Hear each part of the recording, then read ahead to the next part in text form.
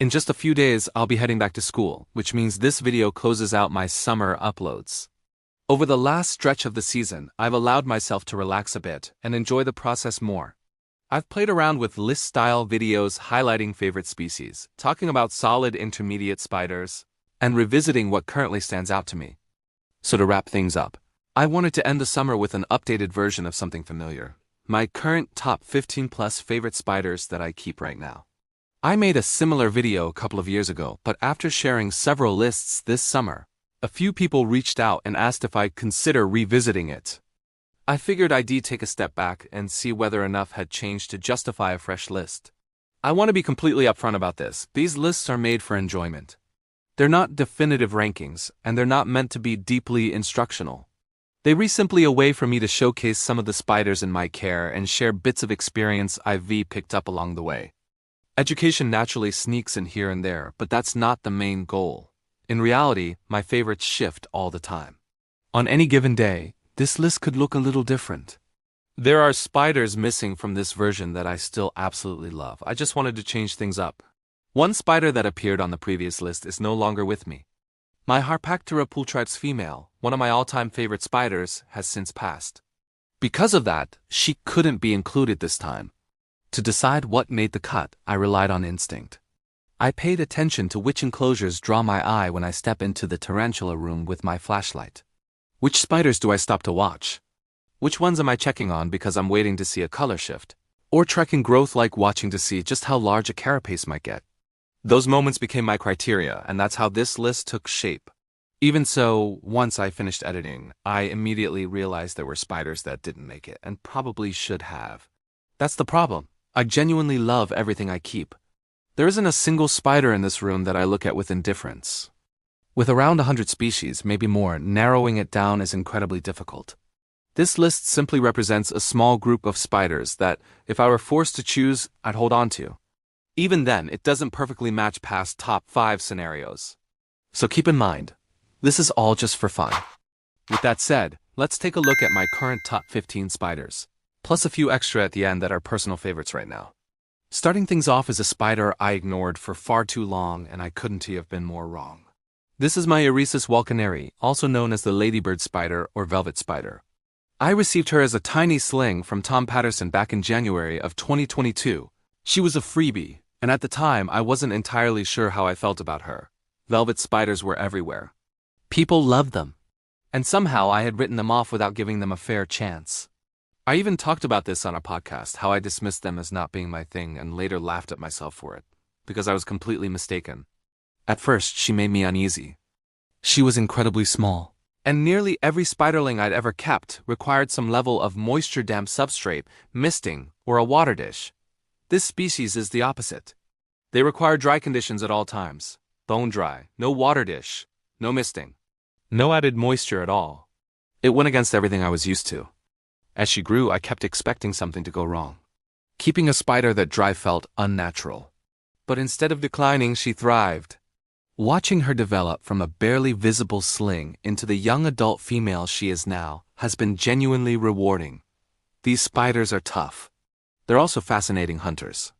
Rather than striking prey from above, they hide beneath their webbing and grab prey from underneath, delivering the bite through the web itself. It's subtle, efficient, and incredibly satisfying to watch. Despite their size, they carry a surprising amount of personality. The biggest downside is cost. Especially in the US, these spiders can be expensive. That said, they live significantly longer than most true spiders. If you end up with a female, you'll likely have her for several years. Next on the list is a species from a genus I genuinely admire. There are a few moments in this list where my appreciation extends beyond a single species. And in those cases, I've chosen one spider to represent the group. Here, that representative is Xenusthis intermedia, often called the Amazon blue bloom. To be clear, when I say favorite, I say it loosely. Since her rehouse, this individual has become far more visible and noticeably calmer, which has made her an excellent display spider. I've mentioned before that many Xenusthis species can be quite skittish as slings and juveniles, often quick to kick hairs. I picked this girl up as roughly a 1 3/4 inch sling back in July of 2020, and she's now pushing around 8 inches, or roughly 20 centimeters. Whenever I enter the tarantula room, she's almost always out in the open, sitting calmly and looking impressive. What I love most about Xenithis species is the contrast, the purplish tones of the carapace against the deep, velvety darkness of the femurs. They're also incredibly leggy spiders, especially when young, and they can move fast when motivated.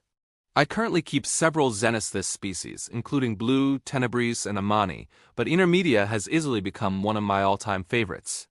And speaking of loving an entire genus, most of you already know how strongly I feel about the genus Formictopus. At the moment, I keep roughly 16 species or regional variants from this group, and I genuinely appreciate every one of them. For this list, however, I chose a particular individual that has captured my attention more than most, mainly because of the promise surrounding its coloration. There's a strong belief that this spider eventually develops a deep purple hue, and that possibility alone has kept me watching closely. Here we're talking about what's commonly referred to as Formictopus beahybi, though I'll explain why that name is still up for debate. I recently shared a few photos on Instagram and received feedback from a highly respected source, someone who has studied Formictopus on the island of Hispaniola for decades. According to them, the beahybi form is likely nothing more than a regional variant of Formictopus atrichomatis. Specimens from that specific region are known to show purple tones. Once again, the genus remains tangled. It's messy, confusing, and hopefully someday it will be properly sorted out. Personally, I suspect many of the so-called new species being sold at extremely high prices are simply local variants of Cincinus or Atrichomatis.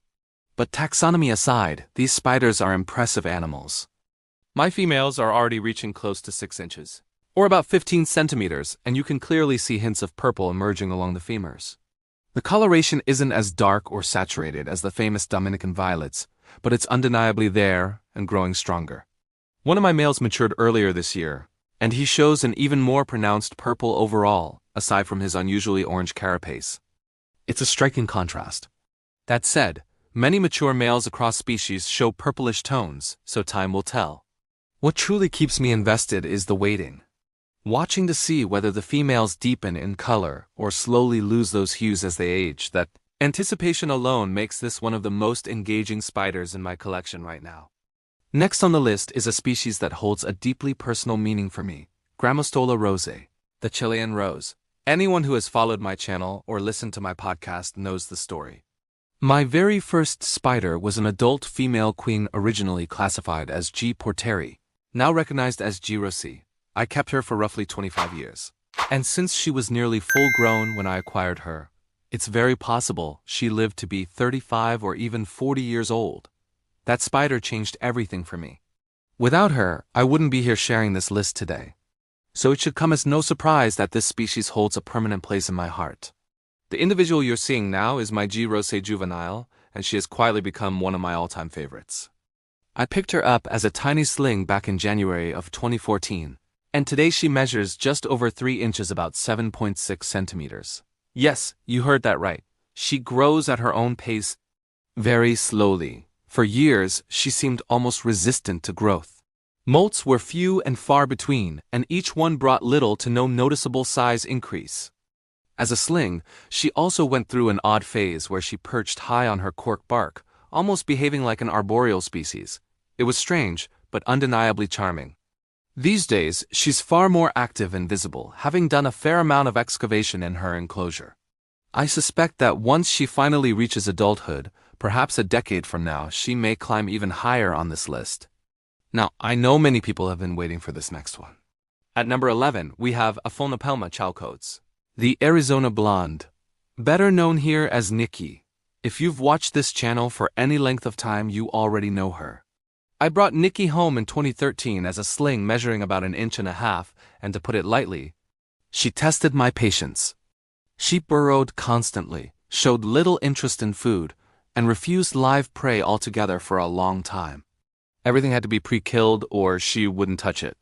For 3 consecutive years, she followed the same routine, sealing herself away every October and reappearing almost exactly in early April. Eventually, after a few molts, things changed. Her appetite improved, and her personality began to shine through. Today she's bold, curious, and quick to investigate. Anytime I open her enclosure, she rushes out to see what's happening. On more than one occasion, I've had to close things up quickly to prevent her from wandering off. Despite being in my care for 12 years, she's still relatively small, around 4 inches or 10 centimeters in leg span. But her confidence and attitude have made her a standout, both for me and for many viewers. Moving on to number 10. We have a species that's still relatively unknown and one I've only recently begun raising, but it's already earned its place. This is Theocyteris sp. megacarpa. I first read about this species in an article back in 2020 and was instantly intrigued. So when Tom Patterson from Hardcore Arachnids acquired some in April of 2023, I didn't hesitate. From the moment I brought one home, it became a constant point of interest. There's very little information available on this species, which makes every molt feel like uncharted territory. While it is a fossorial spider and spent much of its early life hidden away, it has become increasingly visible. When I went to film for this video, it remained out in the open long enough for me to capture some great footage. If you look closely, you'll notice the unusually elongated carapace that gives this species its name. Reports suggest that the carapace continues to lengthen as the spider grows. If it truly reaches a 6-inch leg span, I'm incredibly curious to see just how pronounced that feature becomes. Any list of spiders that fascinate me, ones I constantly check on, would feel incomplete without it. At number 9, we have a species that appears on nearly every favorites list I've ever made. Truthfully, it probably deserves a lower spot simply due to repetition, but here it stays.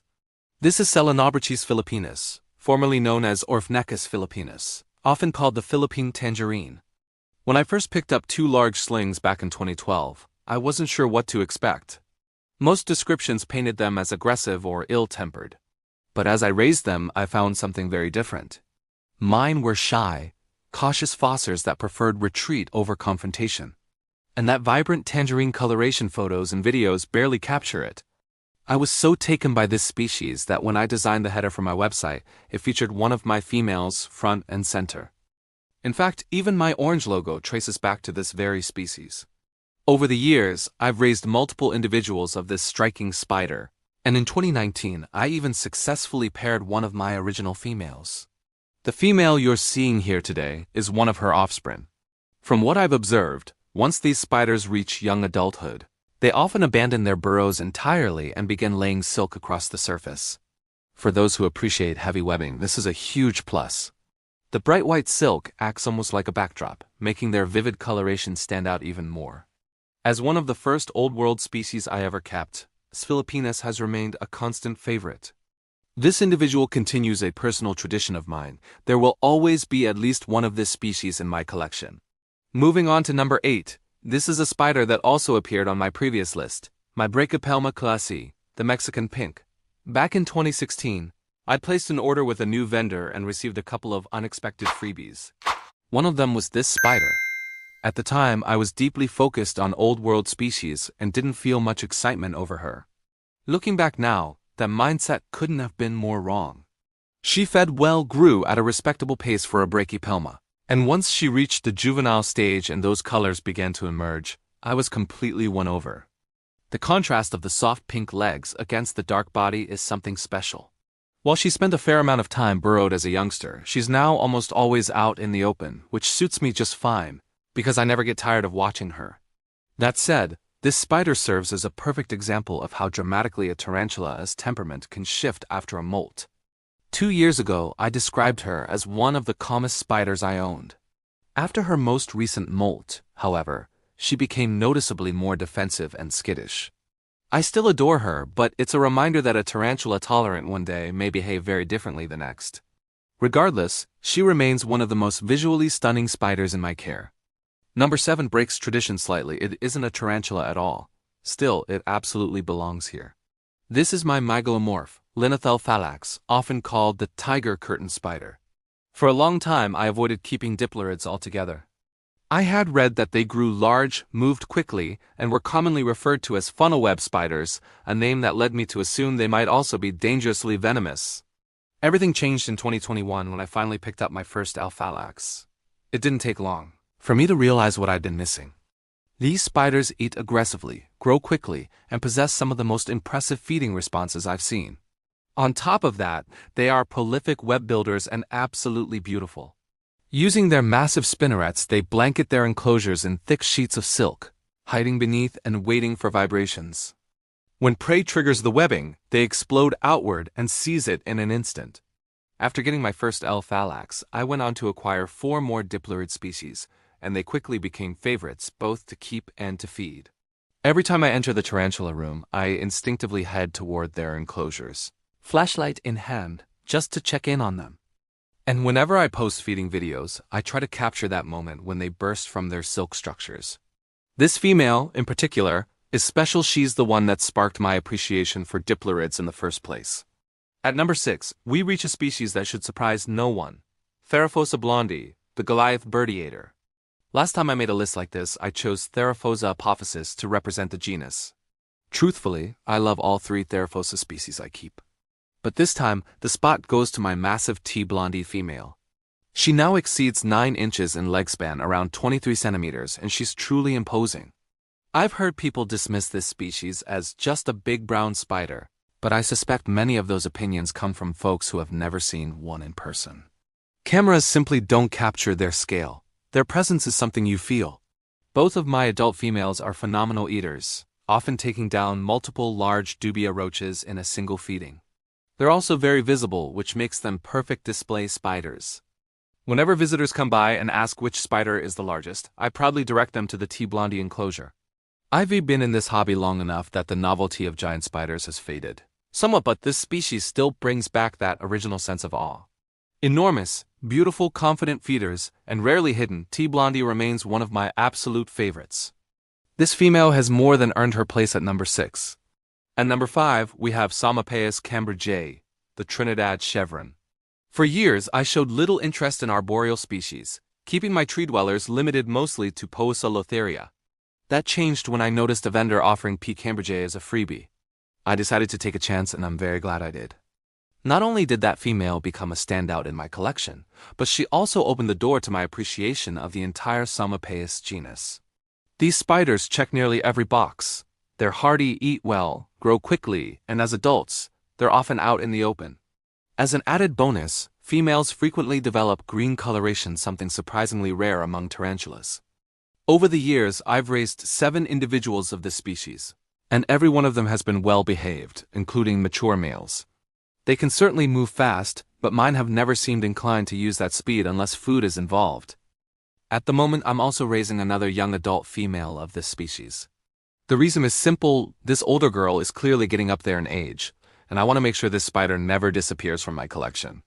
While I genuinely enjoy all of my Psalmopoeus species and my P. victoriae is quickly becoming a standout, this older P. cambridgei still holds the top spot for me within the genus.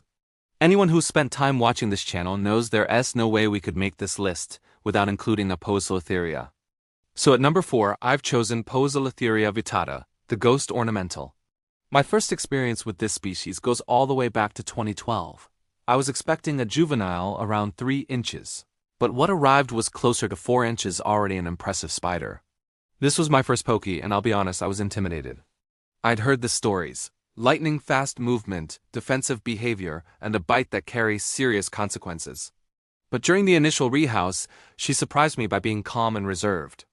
When it came time to move her into an adult enclosure about a year later, my oldest son and I were extremely cautious. Once again, she handled the process without incident. That experience completely reshaped how I viewed this genus. It wasn't long before I found myself actively seeking out more Poecilotheria. Choosing a favorite among them feels impossible. They all bring something unique. Still, when pressed, I tend to lean toward vittata.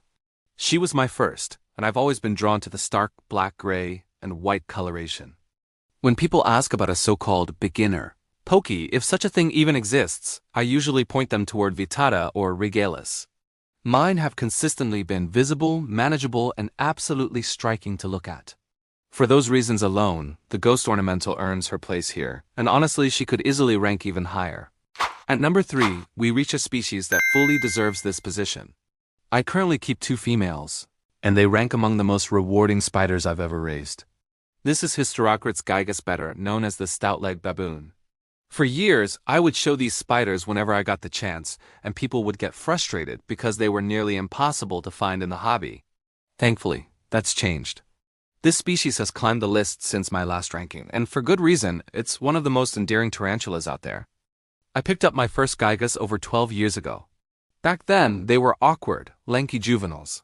I'd read that they were an excellent choice for keepers transitioning into old-world species, and I wanted to see for myself. What immediately caught my attention were those thick, plush back legs, and the reputation for being surprisingly calm turned out to be well-earned. Unlike many fossorial spiders, these build vertical burrows. They wait patiently inside, then explode outward using those powerful back legs to capture prey. Watching this never gets old. For more than a decade, this species was almost absent from the hobby. Recently, though, new batches of slings have become available, giving people the chance to raise them again. I was able to pick up a sling not long ago, and I already love it. It's built an impressive turret and feeds aggressively, bursting out to grab prey. If you're looking for something unique and undeniably charming, this is a species worth experiencing.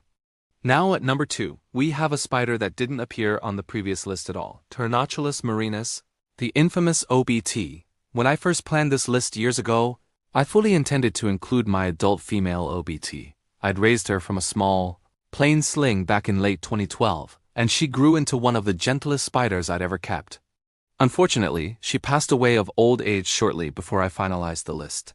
At the time, I had several juveniles but no confirmed females, so I left the species off entirely.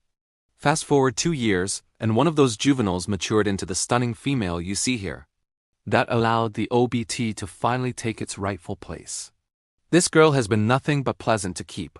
Like all my OBTs, she was given plenty of space to web, and she'd returned that respect by being shy rather than defensive. It's no secret that I love the color orange, and in my opinion, few spiders wear it better than the OBT. Despite the reputation for aggression quotes very much intended, I've found that if you give them room to behave naturally, they're far more reserved than confrontational. P. marinus remains one of my all-time favorite species, and I'm incredibly happy to have another female in my care. And finally, we reach number 1. This should surprise absolutely no one who has followed Tom's Big Spiders for any length of time. Nothing has changed here. This spot belongs to Grammostola pulchripes, the Chaco golden knee. This is my older female. I acquired her back in 2012 as a tiny 3-inch sling alongside her brother. From the very beginning, I was excited about raising this species.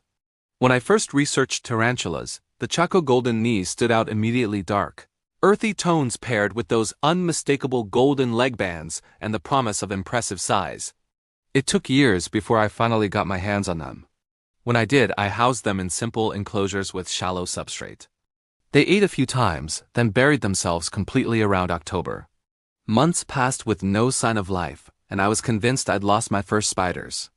Then, in April, they re-emerged alive, active, and hungry. From that point on, they thrived.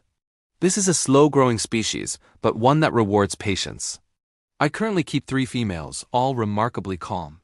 Temperament can always vary, but overall, this species is known for its relaxed nature. I don't handle my tarantulas, but I'll admit these have wandered onto my hand a few times simply because they were exploring. They're always visible, always composed. My big female here sits right out in the open, looking exactly as she should. I can't fully explain why this species resonates with me the way it does. Much like dog breeds, preferences are personal. For me, Grammostola pulchripes just feels right. And this female has unquestionably earned her place at the top. Before wrapping up, I do want to acknowledge something difficult. While putting this video together, I realized I only had older footage of my beloved Linethel. When I went to film a feeding, she didn't respond. She had passed peacefully, it seems. She was around 4.5 years old, which aligns with what many experienced keepers report for this species. Still, the loss hit hard. I considered removing her from the list, but ultimately left her in. She was with me until very recently. And she's the spider that introduced me to diplorids, now some of my favorite spiders to keep. Sadly, she won't appear in the next list. And of course, after finishing this video, I immediately thought of spiders that should have been included: my Monocentropus balfouri, both my single female and the communal, and Big Bertha, my beloved Lasiodora parahybana. This is always the joy and frustration of making lists. You finish one, then look around the room and realize how impossible it is to choose. I truly love them all. So now I want to hear from you. Which spiders excite you? Which ones do you find yourself checking on, watching closely, waiting to see how they grow, change, or reveal themselves? That's going to wrap this one up and likely close out the summer fun videos. When we return, it'll be time for rehousings. Plenty of them. Billy will be back behind the camera and we'll dive into the next chapter. As always, thank you to everyone who watched, commented, and supported these videos. It genuinely means a lot. And you know how this ends. If you enjoyed this enough to subscribe, I appreciate it. Drop a comment and I'll respond when I can, school permitting. Until next time, stay safe, and I'll see you soon.